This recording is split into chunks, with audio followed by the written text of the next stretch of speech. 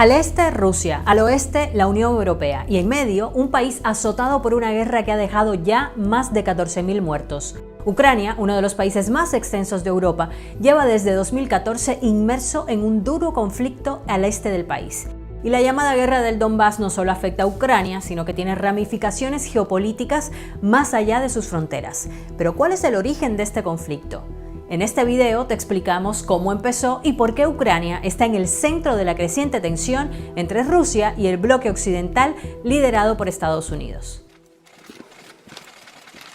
Antes de explicar cuáles son las causas del conflicto actual, hay que echar un poco la vista atrás para entender la particularidad de este país. Entre los siglos IX y XIII, la actual Ucrania formó parte de la llamada Rus de Kiev, una enorme y poderosa federación de tribus eslavas que se extendía desde el mar Báltico en el norte hasta el mar Negro en el sur. Desde entonces, su historia se ha caracterizado por la dominación de potencias extranjeras y ha pasado por manos polacas, otomanas, austriacas y sobre todo rusas. Y durante la primera mitad del siglo XX, el territorio ucraniano seguía repartido. La zona oriental de Ucrania, que antes de la revolución de 1917 formaba parte del Imperio Ruso, pasó a llamarse República Socialista Soviética de Ucrania, cuando se estableció la Unión Soviética en 1922. La zona occidental se encontraba entonces principalmente en manos polacas, pero fue con la repartición de territorios durante la Segunda Guerra Mundial que la zona bajo dominio polaco y otras regiones colindantes pasaron a formar parte de la República Socialista Soviética de Ucrania. Esta república no incluía en un principio la península de Crimea. Esta estratégica región, situada al norte del Mar Negro, había sido anexionada por el Imperio Ruso en el siglo XVIII y era una histórica reclamación ucraniana. Sorprendió, sin embargo, que en 1954 el entonces líder de la Unión Soviética, Nikita Khrushchev, hiciera caso a esta reclamación y decidiera que Crimea pasara de manos rusas a ucranianas. Todo eso sí, bajo el manto común soviético. Pero recordemos que en 1991 se produce el colapso de la Unión Soviética. Ucrania se consolida como país independiente y mantiene una buena sintonía inicial con Rusia, que había sido la república soviética más grande e influyente. Sin embargo, más tarde se fue produciendo un acercamiento hacia Occidente, hasta el punto de elaborarse en 2012 un acuerdo de asociación entre Ucrania y la Unión Europea. Algo que incomodó a Rusia, que ejerció presión al punto de que cuando ya estaba todo listo para la firma, en noviembre de 2013, el entonces presidente ucraniano Viktor Yanukovych suspendió el acuerdo. Esta repentina decisión provocó que cientos de miles de personas se agolparan en la Plaza de la Independencia de Kiev pidiendo que se retomara el diálogo con la Unión Europea. Comenzaba así el llamado Euromaidán.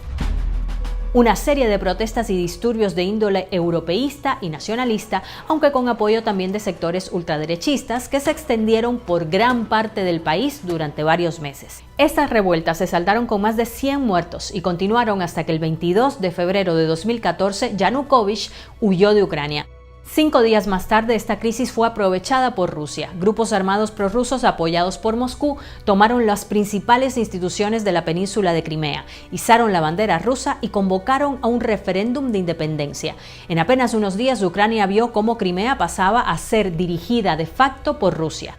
Más tarde, el presidente ruso Vladimir Putin reconoció que muchos miembros de estos grupos armados pertenecían realmente al ejército ruso. Incluso, el ministro de Defensa ruso les galardonó con medallas por lograr lo que calificaron como el regreso de Crimea. Este movimiento marcó un punto crítico de las relaciones entre Rusia y Occidente. Provocó la expulsión de Rusia del G8, el grupo de países más industrializados del mundo, y la Unión Europea reaccionó a la anexión de Crimea decretando duras sanciones económicas contra Moscú que aún siguen vigentes.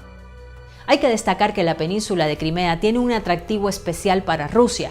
En la localidad de Sebastopol, al sur de Crimea, se encuentra la principal base naval rusa en el Mar Negro. Desde la independencia de Ucrania, Moscú pagaba una tasa anual a Kiev por el uso de esta base, algo que ya no necesita hacer con su anexión. Además, tal y como contamos antes, esta región había formado parte del territorio ruso durante un periodo de tiempo, por lo que para Moscú y especialmente para Vladimir Putin, con esto recuperaban un territorio que les pertenecía. После тяжелого, длительного, изнурительного плавания Крым и Севастополь возвращаются в родную гавань.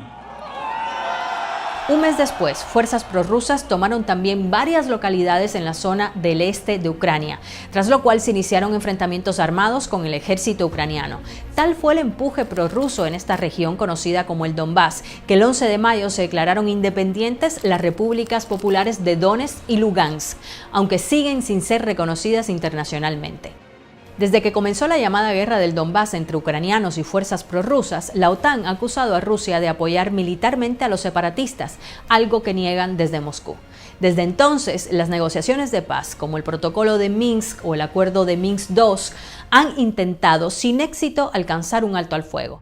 Ucrania, Rusia, Alemania, Francia, representantes de la Organización para la Seguridad y la Cooperación en Europa y representantes de las llamadas Repúblicas Populares de Donetsk y Lugansk han participado de estas conversaciones, pero el conflicto sigue asolando al este de Ucrania y dejando miles de víctimas. Naciones Unidas ha advertido de los crímenes de guerra que se han sucedido desde 2014 en esta región, así como del alarmante deterioro de los derechos humanos.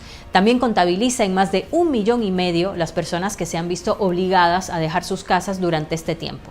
Además de las miles de víctimas en terreno ucraniano, se añaden las casi 300 personas que murieron en el avión de Malaysia Airlines derribado el 17 de julio de 2014 por un misil de fabricación rusa, aunque ningún bando se hizo responsable.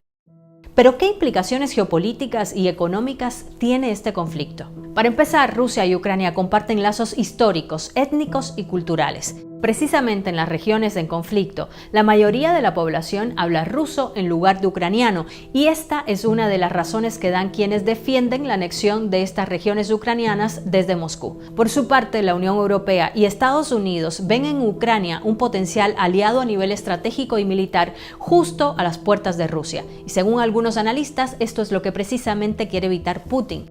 En 2008, la OTAN con Estados Unidos a la cabeza prometió que Ucrania y Georgia, otra ex república soviética, serían admitidos en la Alianza Atlántica. Y esta es una de las líneas rojas marcadas por Rusia. Putin ha repetido que quiere evitar que la OTAN extienda su influencia hacia países de Europa del Este y Asia Central. Pero además, la industria energética también es clave para entender la trascendencia de esta disputa. Rusia ha construido un enorme gasoducto entre su territorio y Alemania llamado Nord Stream 2. Sin embargo, el proyecto se encuentra bloqueado actualmente por Alemania y la Unión Europea, quienes temen que Rusia pueda utilizar este gasoducto para presionar a Ucrania. Actualmente, la mayor parte del gas ruso que llega a Europa lo hace precisamente a través de Ucrania, pero con la apertura de Nord Stream 2, Moscú podría hacer llegar todo el gas directamente a Alemania. Esto privaría a Ucrania del ingreso de alrededor de $2,000 millones al año. Y según el presidente ucraniano Volodymyr Zelensky, este proyecto es un arma geopolítica peligrosa del Kremlin, pues hay analistas que piensan que en el momento en que no hubiera gas pasando por Ucrania, ya no existiría un impedimento para un potencial ataque ruso. Pero el bloqueo de Nord Stream 2 no supone solo un perjuicio para Rusia, sino también para Europa, que necesita el gas ruso y que ha visto cómo los precios del gas se han disparado. Como ves, este conflicto va mucho más allá de lo territorial, resuena y tiene consecuencias a nivel global. Bueno, y si te interesa particularmente la historia y quieres ahondar un poco más en contexto sobre esta relación entre Ucrania y Rusia, te invito a que veas en la playlist Historia de nuestro canal de YouTube el video que se llama Cómo se disolvió la Unión Soviética. ¿Qué te pareció este que acabas de ver en particular? Eso déjalo escrito aquí abajo. Ya sabes, si te gustó, compártelo, dale like, suscríbete si no lo has hecho todavía y con ustedes nos vemos la próxima en un nuevo video. Chao.